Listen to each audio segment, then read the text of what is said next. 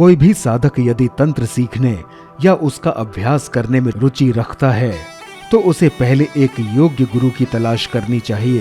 तांत्रिक विद्या का प्रयोग किसी योग्य जानकार के सानिध्य में ही करना चाहिए, नहीं तो जरा सी गलती होने पर परिणाम बहुत भयावह होते हैं। कभी तंत्र, कभी मंत्र, कभी ऋषियों और मुनियों के ज्ञान, कभी रोचक तांत्रिक कहानियां, यहाँ आपको सब कुछ मिलेगा। तो दोस्तों आइए शुरू करते हैं आप सबके साथ आपके अपने चैनल तंत्र मंत्र में। वेद कहते हैं कि जो जन्मा है वो मरेगा, अर्थात जो बना है वो फना है।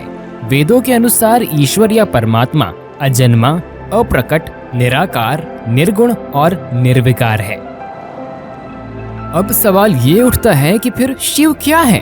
वे किसी न किसी रूप में जन्मे या प्रकट हुए, तभी तो उन्होंने विवाह किया, तभी तो उन्होंने कई असुरों को वरदान दिया और कई असुरों का वध भी किया। हमारे शास्त्रों में भगवान शिव को संहारक का दर्जा मिला हुआ है।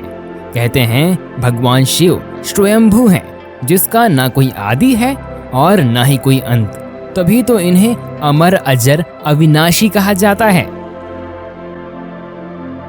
लेकिन अक्सर शिव भक्तों के मन में ये जानने की जिज्ञासा उत्पन्न होती रहती है कि आखिर भगवान शिव का जन्म हुआ कैसे, वो कैसे उत्पन्न हुए। उनके जन्म से जुड़े कई रहस्यों को जानने की इच्छा शिव भक्तों को अवश्य रहती है। अलग अलग पुराणों में भगवान शिव के जन्म और उनके माता पिता के विषय में कई कथाएं प्रचलित हैं। तो चलिए बताते हैं आपको पुराणों में वर्णित भोलेनाथ के जन्म से जुड़ी कुछ रोचक बातें। तो बने रहिए वीडियो के अंत तक। वीडियो अच्छा लगे तो वीडियो को लाइक, शेयर और चैनल को सब्सक्राइब करके बेल आइकन को प्रेस करना मत भूलिएगा। वीडियो में आगे बढ़ने से पहले अगर आपको भी तंत्र मंत्र से संबंधित कोई जानकारी चाहिए हो तो कमेंट बॉक्स में जरूर लिखिएगा। शिव पुराण में कहा गया है कि भगवान शिव स्वयंभू हैं, जिसका अर्थ होता है कि भगवान शिव मानव शरीर से पैदा नहीं हुए हैं और इनकी रचना किसी ने नहीं की है। भगवान शिव का जन्म इनके स्वयं के रूप से हुआ है। भगवान शिव की सृष्टि इस ब्रह्मांड की उत्पत्ति से पहले हुई थी और भगवान शिव ने इस सृष्टि की रचना में भगवान ब्रह्मा की सहायता की थी। भगवान शिव के जन्म से जुड़ी कई कथाएं प्रचलित हैं, जिनमें से एक के मुताबिक एक बार भगवान ब्रह्मा और भगवान विष्णु के बीच खुद को सर्वश्रेष्ठ बताने को लेकर जमकर बहस हुई। इस बहस के बीच अचानक से एक रहस्यमय स्तंभ प्रकट हुआ और वो इतना लंबा था कि न उसका ऊपर से छोर दिख रहा था और न ही नीचे से। ये देख दोनों विष्णु और ब्रह्मा अचरज में पड़ गए।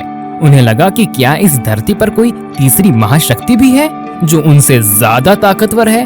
तब दोनों ने निर्णय किया वो इस रहस्यमय स्तंभ का राज समझ कर रहेंगे। तब ब्रह्मा जी ने अपने आप को एक बतख में परिवर्तित कर लिया, वहीं विष्णु ने सूअर का रूप धारण कर लिया। अब ब्रह्मा गए आसमान की तरफ और विष्णु गए पाताल की ओर। दोनों का लक्ष्य एक ही था कि किसी भी प्रकार से इस स्तंभ का रहस्य समझा जाए।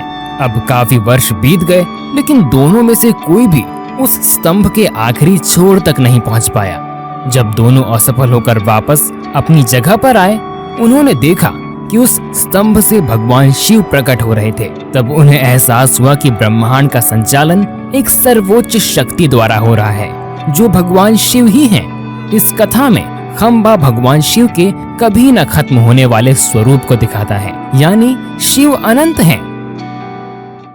तो मिलते हैं एक नए वीडियो के साथ, तब तक के लिए अपना ध्यान रखिएगा। यहाँ दी गई जानकारी इंटरनेट पर उपलब्ध सामान्य मान्यताओं और जानकारी पर आधारित है। तंत्र मंत्र इसकी पुष्टि नहीं करता है।